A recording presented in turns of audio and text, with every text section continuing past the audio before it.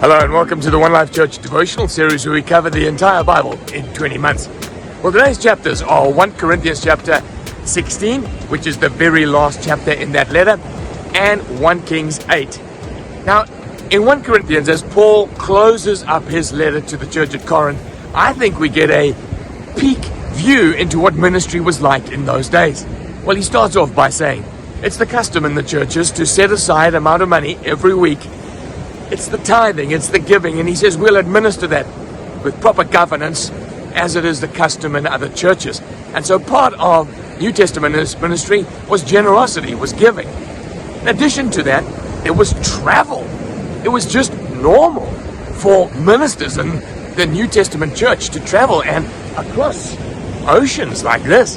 Now, you might see a ship or two come behind me while I'm speaking to you this morning, but travel in those days was far more perilous.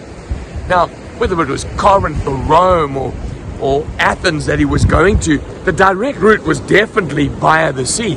And so he says, I'm planning to maybe even winter with you.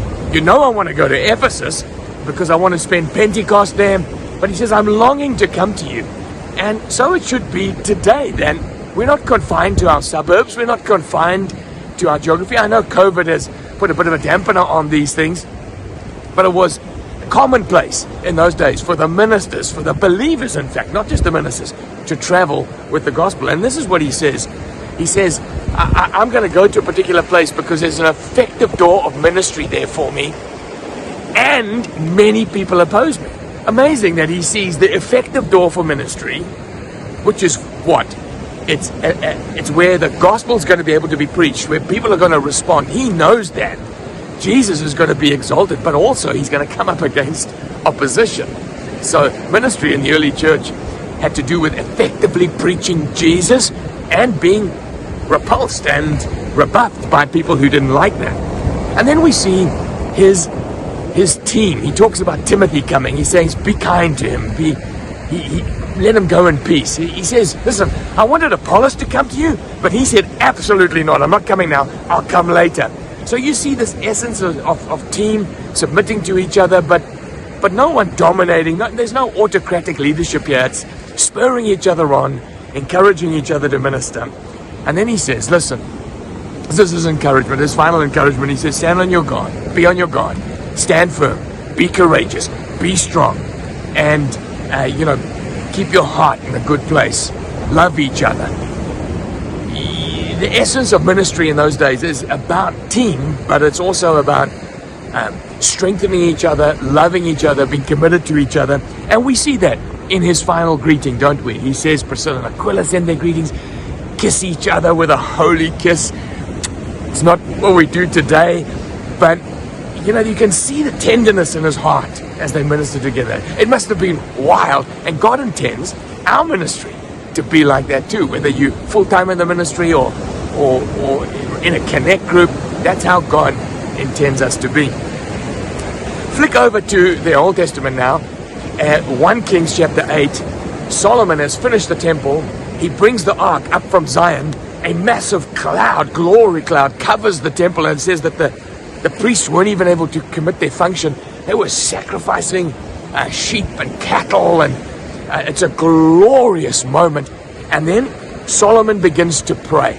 And as he prays, we see his heart and we see God's heart for worship. Firstly, he says, there's no other God like you. He says, you've kept your promises. It's a good way for us to begin our worship, isn't it? To say, to describe God's greatness, to have our attention on him, not on our needs. That's where the way Solomon comes. And then he asks this question, are you really going to be with us? I think it's the question that people have asked all through the ages. God, are you really going to be with me? And this is what he says. He says, the heavens can't contain you. The cosmos can't contain you. Are you really going to be in this temple? And then God, by his grace, comes with this glory cloud, and he actually is. And then this is what he prays. He says, please forgive everybody who comes in here to pray. For you alone, verse 39 says, know our hearts. Oh, know the hearts of men. The devil doesn't know your heart. Other people don't really know your heart. God alone knows your heart. And he says, when people come in here to pray, forgive them. When we're about to go to war and we come here to pray, please hear us. When we mess up and judgment comes upon us and we turn and repent, please hear us. And then after he's finished praying, and the essence of his prayer is, Lord, I do hope we're acceptable to you. But isn't it incredible that today we don't have to come and say, God, I hope that you might be finding me acceptable. No, because we are acceptable because of Jesus. And our worship is still glorifying God. And we know that he hears us. And we know that he forgives us. Because the sacrifices that Solomon did, I mean, it's almost like he becomes hysterical with the sacrifices. He sacrifices 120,000 sheep. Those must have been very exhausted priests, at all I say, that had to kill those sheep. 22,000 cattle. It's almost like he's saying, God, turn our hearts to you. Accept all these cattle. Will you be with us? Isn't it a relief to know that Jesus' sacrifice, once and for all, was acceptable for Jesus, for God? It allows us to come into his presence, to be under the glory cloud of God, because of the one and all sacrifice that Jesus gave. God bless you.